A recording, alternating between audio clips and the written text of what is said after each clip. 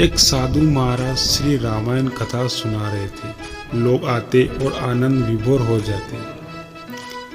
साधु महाराज का नियम था, रोज कथा शुरू करने से पहले आइए हनुमान जी विराजिए कहकर हनुमान जी का आह्वान करते थे। फिर 1 घंटा प्रवचन करते थे। एक वकील साहब हर रोज कथा सुनने आते। वकील साहब के भक्ति भाव पर एक दिन तर्कशीलता हावी हो गई। उन्हें लगा कि महाराज रोज आइए हनुमान जी विराजिए कहते हैं, तो क्या हनुमान जी सचमुच आते होंगे?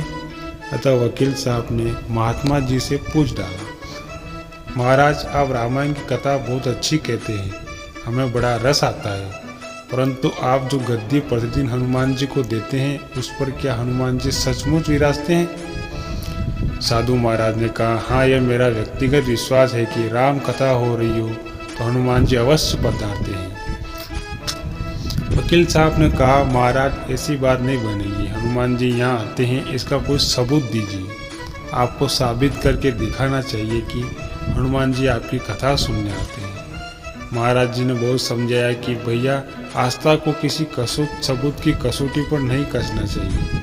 यह तो भक्त और भगवान के बीच का प्रेम रस है, व्यक्तिगत श्रद्धा का विषय है। आप कहो तो मैं प्रवचन करना बंद कर दूं या आप कथा में आना छोड़ दो, लेकिन वकील नहीं माना। कहता ही रहा कि आप कई दिनों से दावा करते आ रहे हैं, यह बात और अन्य स्थानों पर भी कहते होंगे, इसलिए महाराज आपको तो साबित करना होगा। हनुमान जी कथा सुनने आते हैं। इस तरह दोनों के बीच वाद विवाद होता रहा। मौखिक संघर्ष बढ़ता चला गया। हार कर साधु महाराज ने कहा, हनुमान जी है या नहीं उनका सबूत कल दिखलाऊंगा।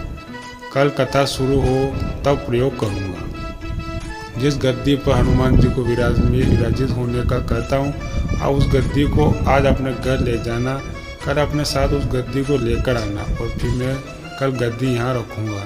कथा से पहले हनुमान जी को बुलाएंगे, फिर आप गद्दी ऊंची उठाना। यदि आप गद्दी को ऊंची कर देते हो तो हनुमान जी नहीं है। वकील इस कसौटी के लिए तैयार हो गया। महाराज ने कहा, हम दोनों में से जो पराजित होगा वह क्या करेगा, इसका निर्णय भी कर लेते हैं। यह तो सत्य की परीक्षा है। वकील ने कहा, मैं गद्दी ऊंची न कर सका तो वकालत छोड़कर आपकी दीक्षा लूंगा। आप पराजित होगे तो क्या करोगे? साधु ने कहा, मैं कथा वाचन छोड़कर आपके ऑफिस का चपरासी बन जाऊंगा। अगले दिन कथा पंडाल में भारी भीड़ हो गई। जो लोग रोजाना कथा सुनने आते थे वे भी भक्ति प्रेम और विश्वास की परीक्षा देखने आए। काफी भीड़ हो गई, पंडाल भर गया। श्रद्धा और विश्वास का प्रश्न जो था। साधु महाराज और वकील साहब कथा पंडाल में पधारे। गद्दी रखी गई। महात्मा जी ने सजल नेत्रों से मंगल आचरण किया और फिर बोले, आइए हनुमान जी विराजिए। ऐसा बोलते ही साधु महाराज के सजल हो उठे। मन ही मन साधु बोले, प्रभु आज मेरा प्रश्न नहीं बल्कि रघुकुल रीत की परंपरा का सवाल है।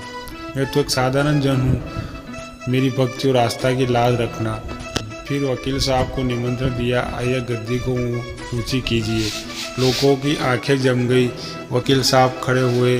उन्होंने गद्दी उठाने के लिए हाथ बढ़ाया पर गद्दी को स्पर्श भी न कर सके।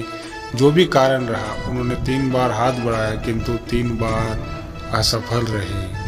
महात्मा जी देख रहे थे, गद्दी को पकड़ना दूर, वकील साहब गद्दी को छू भी न सके। तीनों बार वकील साहब पसीने से तरबतर हो गए। वकील साहब साधु महाराज के चरणों में गिर गए और बोले, महाराज गद्दी उठाना तो दूर, मुझे नहीं मालूम क्या मेरे हाथों में भी गद्दी तक नहीं पहुंच पा रहा है, अतः मैं अपनी हार स्वीकार करता हूँ। कहते हैं कि श्रद्धा और भक्ति के साथ की गई आराधना में बहुत शक्ति होती है। मानो तो देव, नहीं तो पत्थर। प्रभु की मूर्ति तो पाषाण की होती है, लेकिन भक्त के भाव में उसमें प्राण प्रतिष्ठा होती है, तो प्रभु विराजते हैं। दोस्तों, वीडियो अच्छा लगा तो लाइक और कमेंट करना ना भूलें। मिलते हैं अगले वीडियो में। तब तक के लिए जय श्री राम।